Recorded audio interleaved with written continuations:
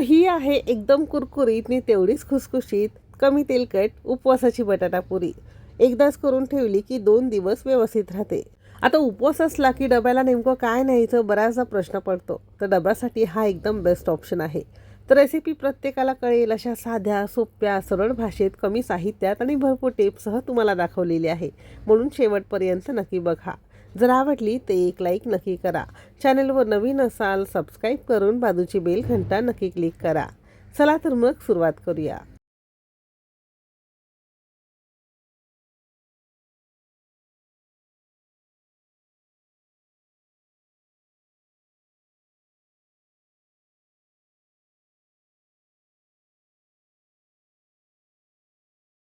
तर आजची ही खुसखुशीत कमी तेलकट उपवासाची बटाटापुरी बनवण्यासाठी सगळ्यात पहिल्यांदा 2 मोठ्या आकाराचे आणि वजनी म्हणाल तर साधारणतः 1 पाव किलो प्रमाणात उकडून सालं काढून आपण इथे बटाटे घेतलेले आहेत. इथे मी पाव किलो प्रमाणात बटाट्यांपासून दाखवलेलं आहे. तुम्ही जास्त प्रमाणात करत असाल तर प्रमाण तुम्हाला दुप्पट करून घ्यायचं आहे. आता उकडलेले बटाटे शक्यतो आपल्याला इथे किसून घ्यायचं आहे, म्हणजे यामध्ये कुठेही राहणार नाही आणि पुरी फुलायला चांगली मदत होईल. बऱ्याचदा बटाट्याची पुरी आपण करत असतो, पण बटाटा जर अख्खा राहिला ना तर ती चपटी पुरी आपली होते, शिवाय जास्त तेल शोषून घेते. म्हणून शक्यतो बटाटा आपल्याला इथे उकडून किसूनच वापरायचा आहे. इथे आपण अर्धा चमचा चिली फ्लेक्स घेतलेला आहे. तुम्ही काश्मीरी बेडगी मिरची पावडर तुम्ही यामध्ये वापरू शकता. प्लेन मिरच्या असतात ज्यामध्ये अजिबात गरम मसाले नसतात. जर तुम्हाला ही मिरची पावडर चालत नसेल तर हिरवी मिरची पेस्ट किंवा मिक्सरला बारीक करून यामध्ये वापरू शकता. उपवासाला जिरं खात असाल तर हिरवी मिरची बरोबर थोडंसं जिरं सुद्धा बारीक करून यामध्ये घालू शकता. पाव चमचा किंवा चवीपुरतं मीठ घालायचं आहे. आता तुमचे जर 2 मध्यम आकाराचे किंवा एक 200 किंवा पाव किलो प्रमाणात बटाटे असतील उकडलेले, तर त्याला बरोबर 1.5 कप किंवा वजनी म्हणाल तर साधारणतः एक 200 ते 250 ग्राम प्रमाणात वरईचं किंवा भगरीचं पीठ घ्यायचं आहे, ज्यालाच आपण उपवासाचं पीठ किंवा फास्टिंग राईस म्हणतो. आता तुम्ही घरामध्ये तयार केलेलं घेऊ शकता किंवा तुम्ही रेडीमेड पीठ वापरलं तरी सुद्धा चालू शकेल.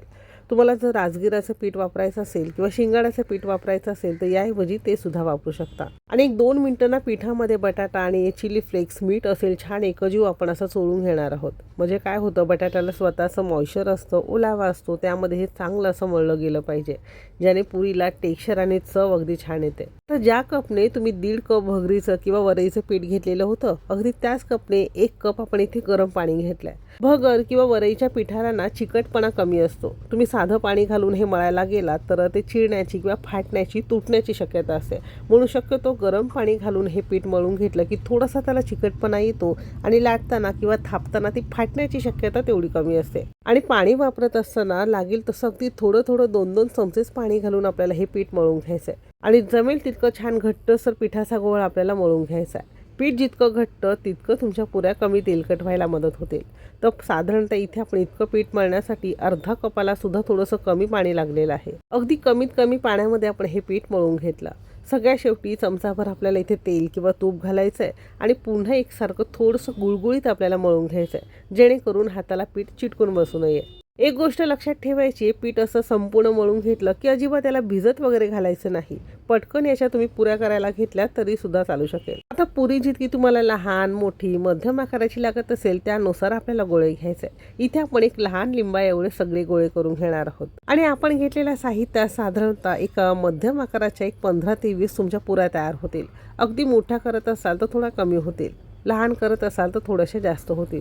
जी साईज तुम्ही करत असाल त्यानुसार कमी अधिक होऊ शकतात. आता मगाशी सांगितल्याप्रमाणे पीठ थोडंसं घट्ट असावं, जेणेकरून लाटताना किंवा थापताना फाटणार नाही. आता ज्या पोळीपाटावर तुम्हाला हे थापायचं आहे किंवा लाटायचं आहे ना, त्याला थोडंसं तेल किंवा तूप लावून घ्यायचं आहे. तुम्हाला हवं असेल तर एखाद्या प्लास्टिक शीटवर, दुधाच्या पिशवीवर सुद्धा तुम्ही हे थापून घेऊ शकता. आता तुम्ही हे लाटून करू शकता, थापून करू शकता. थापून घेण्याची पहिली पद्धत, थोडंसं पोळपाटाला किंवा पिठाच्या गोळ्याला थोडंसं तेल लावून घेतलं आणि अगदी हलक्या हाताने किंवा नाजूक साजूक हाताने जसं आपण वडा थापतो ना तसं छान आपण थापून घेतलं. फार जास्त जाड नको, खूप जास्त पातळसुद्धा नको.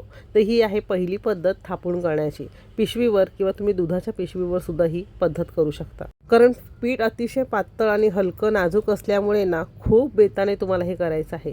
आता दुसरी पद्धत, याला सुद्धा थोडंसं तेल लावून घ्यायचं आहे. शक्यतो पिठाचा उपयोग करू नका आणि अगदी हलक्या हलक्या किंवा नाजूक हाताने पोळीपाट सरकवत किंवा हाताने पोळी सरकवत असं ही आपल्याला छोटी पुरी लाटून घ्यायची आहे. लाटून घ्या, थापून घ्या, फक्त हलक्या हलक्या हाताने करायचं आहे, जेणेकरून ही फाटू नये, तुकडे पडू नये.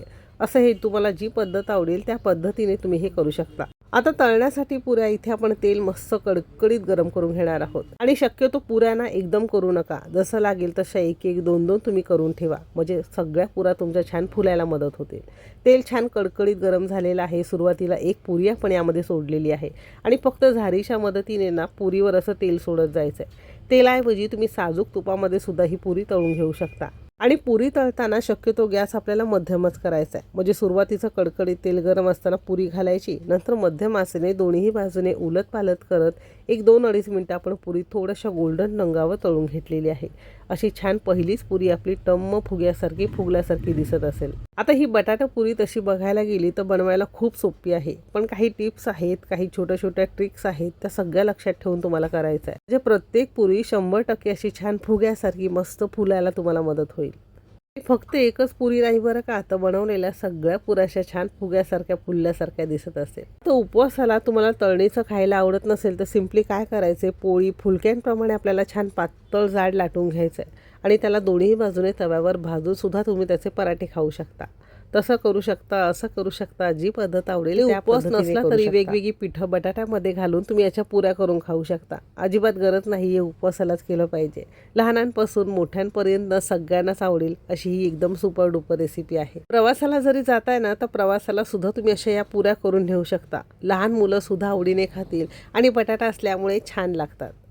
अशी ही रेसिपी असली ना तर अजिबात याबरोबर चटणी किंवा कोणताही खरडा वगैरे लागत नाही. नुसत्याच खायला सुद्धा अगदी मस्त लागतात. शिवाय कमी तेलकट आहे, छान मस्त चवीच्या आहेत, तर नक्की करून बघा. एक पुरी तुम्हाला इथे मी कट करून दाखवते. तुम्ही असा आवाज ऐकू शकता.